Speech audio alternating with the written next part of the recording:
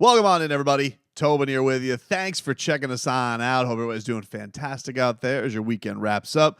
Hope you guys can subscribe here and subscribe to the Tobin and Leroy show, which you could watch on the 560 WQM YouTube page. I link that in the description of every single post here on this channel. I would appreciate you guys following us and having some fun with us as we have every single weekday. No, the NBA is not having any fun with the Miami Heat. The suspensions have been handed down to your Miami Heat for the dust-up with the New Orleans Pelicans.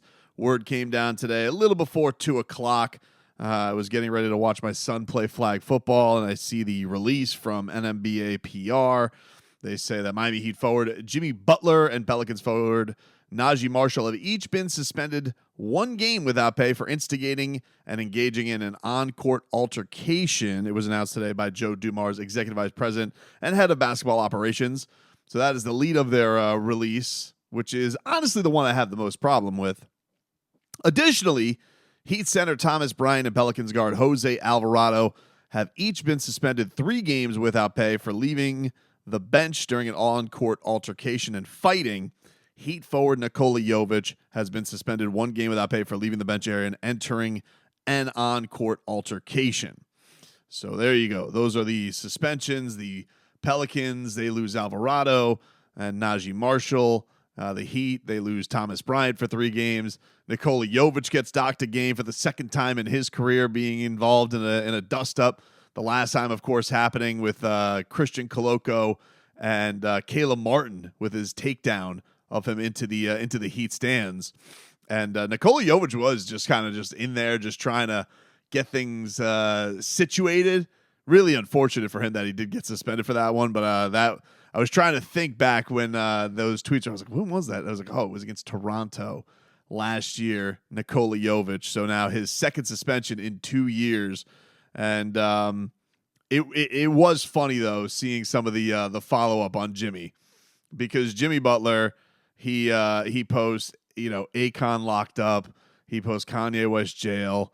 He then posts on social media a photo of him and Nikola Jović as bad boys with, I believe the location was the Miami-Dade County Jail. And it just says it was all Nikola Jovic's fault. And of course it was. Of course it was. He's an instigator. He's a menace, this Nikola Jović. You got to be careful around him, all right? Every year he's in the NBA, he just loves getting into brouhahas. And so that's an unfortunate thing that he ends up getting suspended. The one I honestly have the biggest problem with is Jimmy. Jimmy Butler getting suspended on top of already getting kicked out seems egregious. It seems a bit much that he is getting suspended for that. And I'm going to try and be careful here because I do want to be fair to the NBA. They're definitely, because of all the guys that were in there, Bam and Caleb and others that were in the technically leaving the bench to get into the altercation. I suppose you could look at this as a Heat fan and be like, hey, the NBA could have been a real pain in the ass about this and docked everybody and used multiple games to dock everybody. And instead, they are putting the 2 spark plugs of the incident and the 2 guys who probably were the worst in all the altercation because they threw actual punches. But Jimmy and Najee Marshall, kind of like checking each other's necks.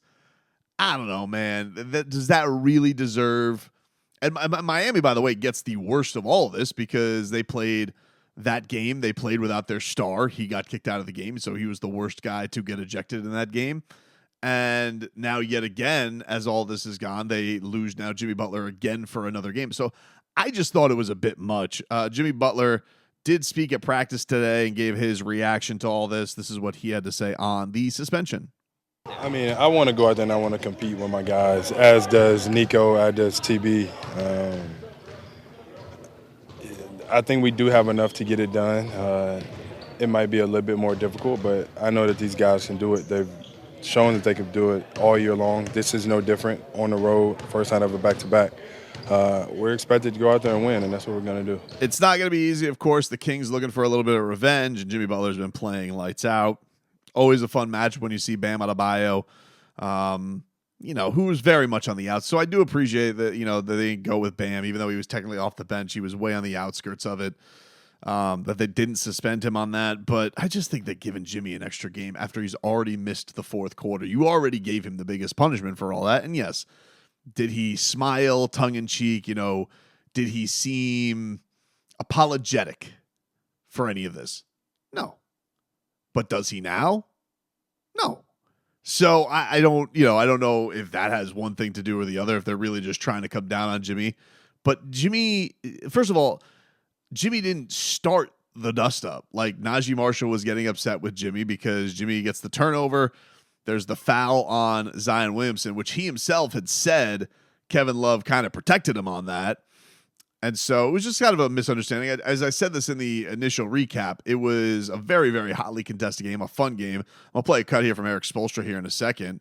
And, and he was kind of just saying, it was like, what is the league? Well, the league has been, it is said, too chummy, not competitive enough. We had a competitive game. Do you want this? No, but, this is what comes with a game that gets competitive is, Spose raised at the knee of Heat Knicks. This is nothing to him. But he agreed that Jimmy Butler, he does not agree that Jimmy Butler should get a game for this. I had no idea, what to expect. At this point, it doesn't really matter. They made their decision on that. It felt like Jimmy shouldn't have gotten a game, on that. It was really just kind of a, tangling and a little bit of pushing. I don't think that deserves another game because he ended up having to miss the fourth quarter. That's my biggest point of it. He's already suffered. Fine him. Yeah, absolutely fine him. And they're going to, you think his fine is going to end up being like $300,000, I think I saw on Tim Reynolds tweet out, because of his game check plus the fine. So he's getting a very big fine for this as it is. But I don't know, man. I just, too much.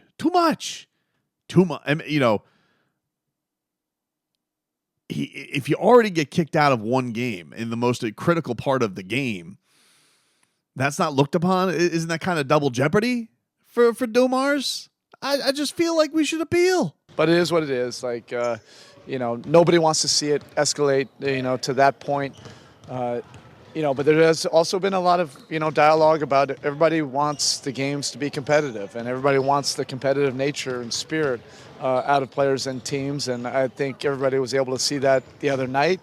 We wish it could have stayed, within the four lines of competition of basketball. But sometimes, when things get really competitive, you have really competitive players that, it gets to that point. Thankfully, nobody was hurt, and we'll deal with, that and move forward. Actually secretly Spose licking his chops because he's like, yes, shorthanded. This means I get to tinker. I get to go into this lineup against the Kings, and I get to do things, and I'm going to do wacky stuff, and DeLon Wright's going to play 40 minutes, and no one's going to see it coming. He's going to just do crazy things, in this game. So, yeah, man, I agree with him, though. It's like you want the league to be more competitive. We're just coming off of a weekend where everybody's like, this NBA doesn't care anymore. The young guys don't care. Anthony Edwards is a baby. He doesn't even care. So, and even Zion's in the midst of was in the midst of a national scandal. Strong words. He was in the midst of a national beef. The Pelicans were in a national beef, and he was the subject of that from Stephen A. Smith because he doesn't care enough. And so you have a game now that shows all this care. I know that there was said to be some things going on in the crowd, and you don't want these things. You don't want another Malice at the Palace. But, I just think that this was the two guys who definitely deserve suspensions are Bryant and Jose Alvarado. They're throwing punches. They escalated a situation that was starting to die down. But anybody else getting hit with suspensions, I agree with this with Najee Marshall too. And if it was Najee Marshall or if it was Zion who was choking with, Jimmy Butler, like, all right, Najee Marshall served his time. He doesn't deserve more punishment for this. The man who was just being sweet, was being a sweetheart in all of this, was Nikola Jović, who Jimmy Butler is forcing and putting all the blame on. Nico now with 2 suspensions, first in his rookie year. Now he gets it to hit again. And, he did not expect to get the 1-game suspension. Nico, was your expectation that you might have a game? No. No. I mean, thing that happened. I didn't want to step on the court. Me and TB were just deciding, making sure that nothing crazy happened, and then something crazy happened on the sideline, and I was the nearest one to be around TB, and he was surrounded by the other team, and I just couldn't let him down. I was there just trying to separate guys, and that's it. I mean, what are we doing here? We're suspended. Nikola Jović suspended 1 game for being a great guy and great teammate. Dock him a game of pay. What are we doing in this league? He's going there. He's sticking up for his guy. What's he supposed to do? Oh, I can't do it. I'm going to get suspended. No. He sits there. He puts his face right in the fire and does that as a rookie who's standing up for his veteran, who is, in a hilarious matchup of a tiny guard versus a 7-foot person just throwing wild swings. But he didn't deserve to get suspension. Ridiculous. Thomas Bryant said by all of this, by the way, he was trying to make peacemaker. From my point of view, I was coming in to be a peacemaker. I didn't want anybody of my teammates to get hurt. I certainly didn't want to get hurt at all. And, it just didn't work out in the favor that I wanted. But, hey, it is what it is. It is what it is, but I do think that Thomas Bryant does buy himself in something with this, just getting in that action. That man just wants some action, right? I saw that Ira did point out he's going to miss, I guess, his ring night because he was supposed to get a ring with the Denver Nuggets. It's the end of this road trip. That's a tough go. Give him his ring and then let him serve a suspension. What are we doing, I guess the Nuggets are coming back so he could get it in Miami, but, you want to get that little heroes welcome for the backup big. The other piece of news, a couple of injury notes from Heat practice today. Terry Rozier apparently looks really good. Spo has said that he is improving. I don't know if we've gotten an official. Let me see if we've gotten an official injury report, because there was a possibility. It was said, I think I saw Ira report that it was a possibility he was going to move up to questionable for the game against the Kings, but I don't think that's official. He said, he tweeted out, looks like Terry Rozier is going to be upgraded later and questionable for Monday in Sacramento. Would be great news, certainly with no Jimmy, to see Terry Rozier get right back in there and hopefully, get just off to. It would be great if Terry Rozier could almost have a clean slate start with the shooting and just feel a little bit more at ease and just get after it. That would certainly that would be a huge addition for all that. But the other injury note is on Tyler. Tyler got an MRI. He said it was just strictly kind of a peace of mind thing. So we don't know yet fully what his status is going to be for that game. But this was Tyler on where his knee's at right now.